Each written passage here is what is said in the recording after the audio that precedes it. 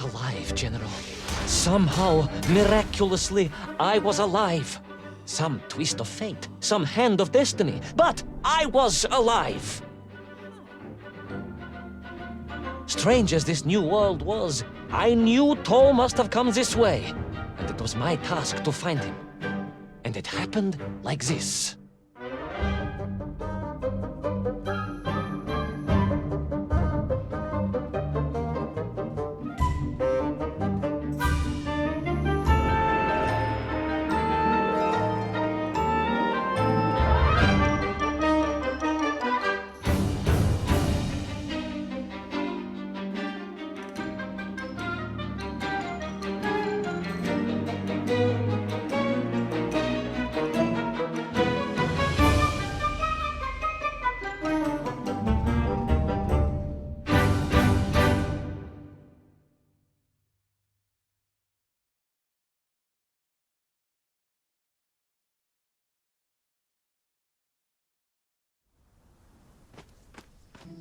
The sun beat down on me relentlessly. The heat was unbearable. I was exhausted. Yet I could not stop. I had to go on. For 7 weeks I trudged across the desert. On the second day... Please, comrade, if we may. I think we can skip the details, unless you consider them to be particularly relevant to the location of Little Orpheus. Of course, General. We will simply omit the tale of the singing chasm, the oasis of mirrors, the sightings of Toll's Mienk aloft on their pterodactyls carrying parts of my crashed rocket drill over the horizon to Lemuria. Wait, the what? Singing chasm? Not that, but the rocket drill. Oh yes, General, the rocket drill. But what did Toll want with it? And why Lemuria? Lemuria? Lemuria, General. I am not familiar with this Lemuria, comrade. Well, that is because it does not exist, General. Or at least, so I thought.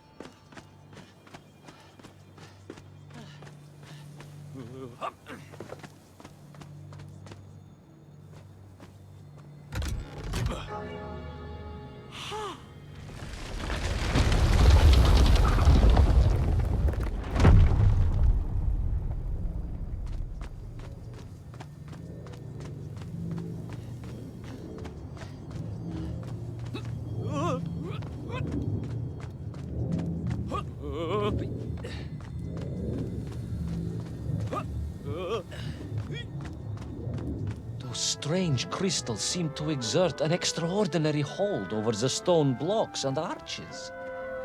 When they hummed, the whole city remade itself.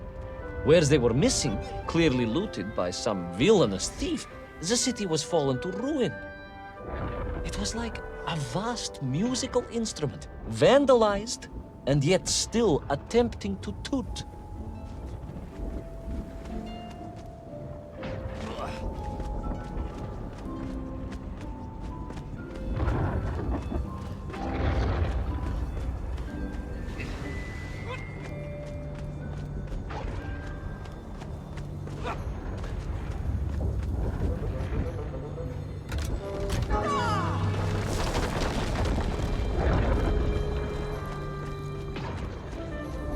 How poetic.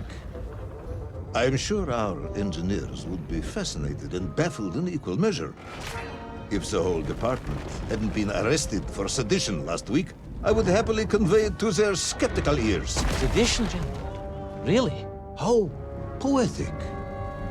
I'm sure our engineers would be fascinated and baffled in equal measure. If the whole department hadn't been arrested for sedition last week, I would happily convey it to their skeptical ears. Sedition, General? Really? It is unfortunate news indeed. I am joking, comrade.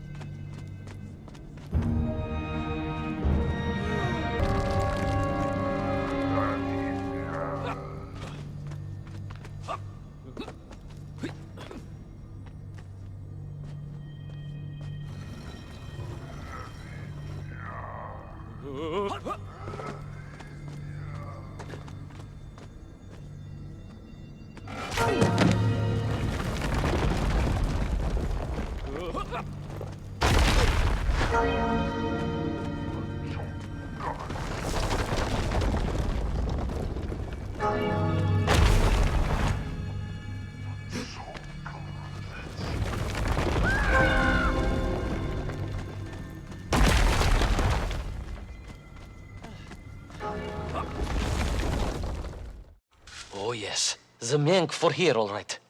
Which meant whatever dastardly scheme Toll had, it was to be enacted on these burning sands. And you will explain this in due course, I imagine. What you need to know first is this. I have told you already how parts of the devices the enslaved Mienk were forced to wear came from the surface. Radio parts and so on, yes, from what you have told me. Assuming there were plenty of lost ships in the ocean as you claim, for Toll to have dredged up what he needed to assemble them. Aha, good. You are one step ahead of me, General. I said assuming. Of course, assuming. Now, as I gazed in awe at the buildings rising and falling around me, I realized that the other major component of those mind-controlling helmets was crystal. Now, as I gazed in awe at the buildings rising and falling around me, I realized that the other major component of those mind-controlling helmets was crystal. Toll had raided Lemuria for them. He knew the city. He knew the crystals could amplify vibrations and waves, and was using them to boost the signal of the radio parts to exert his control over the Memph. Which meant...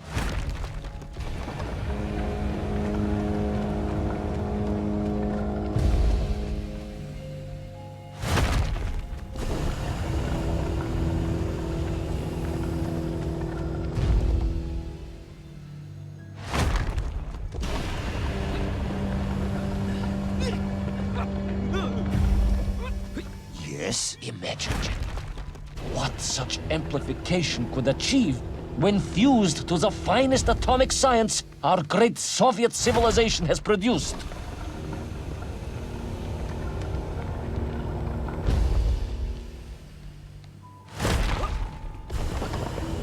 Wait!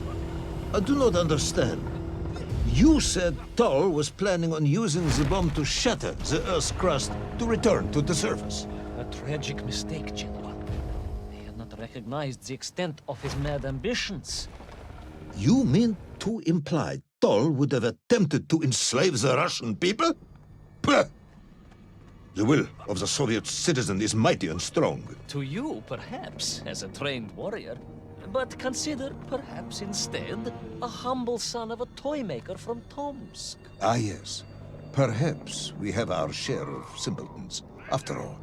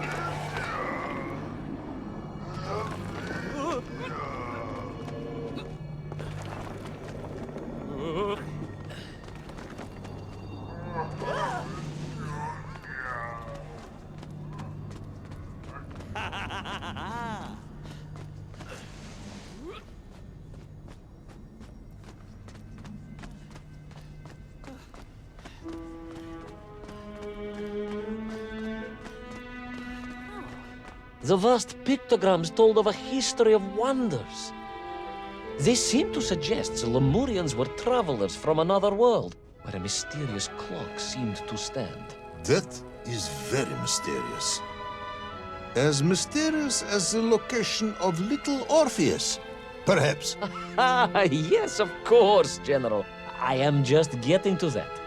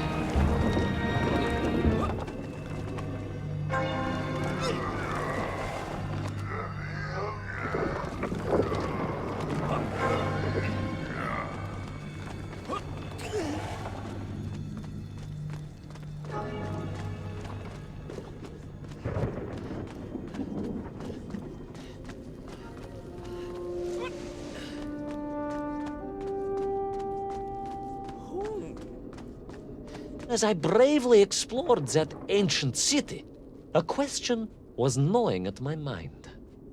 What did it mean that the Lemurians had foreseen the coming of Tol?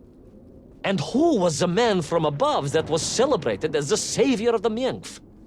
It was almost as if they could read the future in their crystals.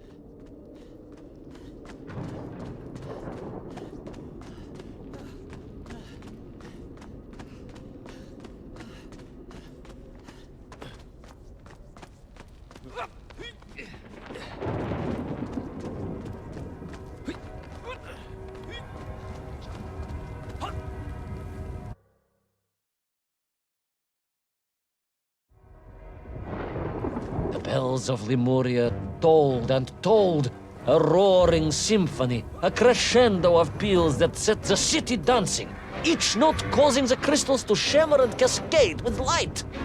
But the sandstorm was no natural phenomenon, and the bells did not ring for celebration.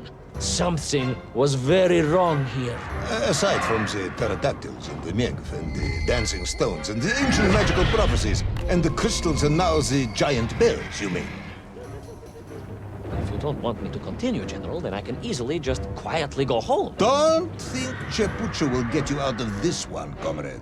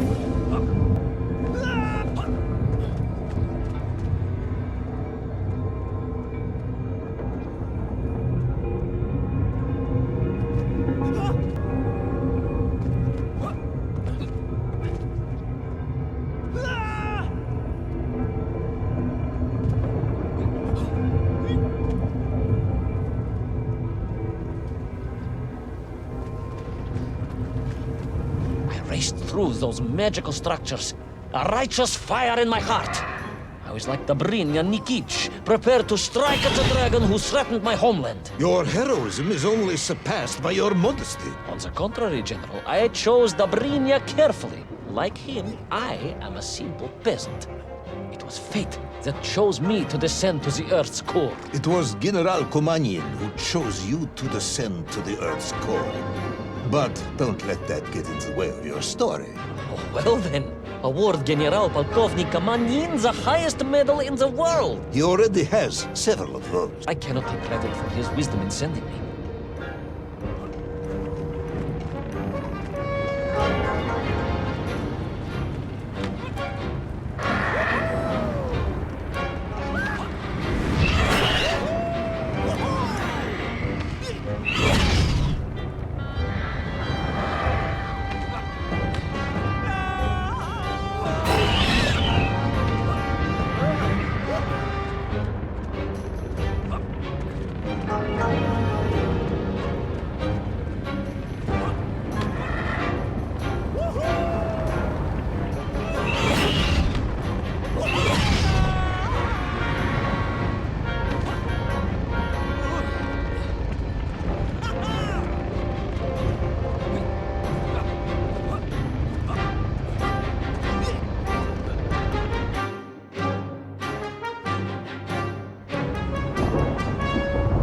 Was once a rocket drill ship, built to burrow into the Earth, was now a mighty vessel, repurposed to blast off into the skies.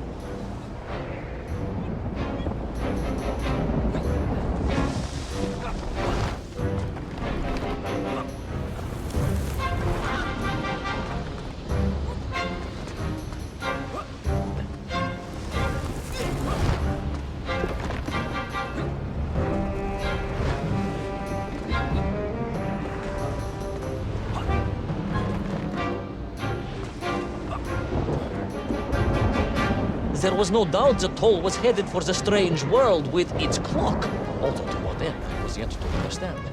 But there was no time to consider. No time for questions.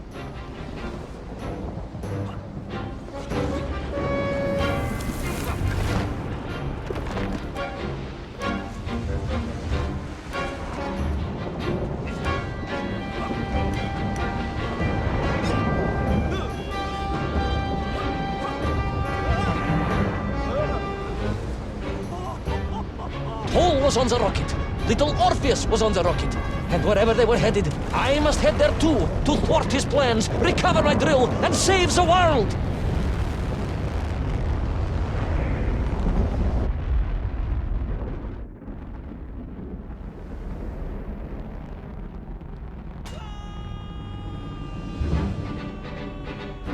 Will our enthusiastic yet disorientated hero be burnt to a cinder by the rocket's engines?